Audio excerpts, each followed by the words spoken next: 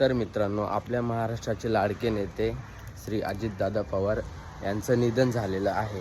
So मला सांगायचं एवढंच आहे की तुम्ही आहे ना, तुम्ही स्वतःसाठी जगा.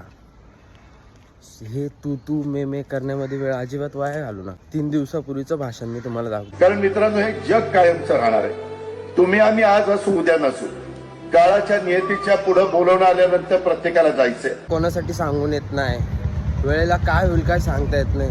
जीवन एक क्षणभंगुर आहे. म्हणजे परंतु आपण आपल्या हयातीत काम करत असताना समाजाला राजकारण हेच काही सर्वस्व नाहीये. राजकारण हे होत असतं, राजकारण निवडणुका संपल्यानंतर विसरायचं असतं, पण ज्याच्यातनं त्या भागामध्ये आर्थिक सुबत्ता येणार आहे ते पाहिलं पाहिजे ना. असं झाडावरचं पान कसं पडतं तसे निघून गेले हो. सो मी कोणता पॉलिटिक्स नाही आहे, बट जी घटना घडली ती खूप दुःखाची.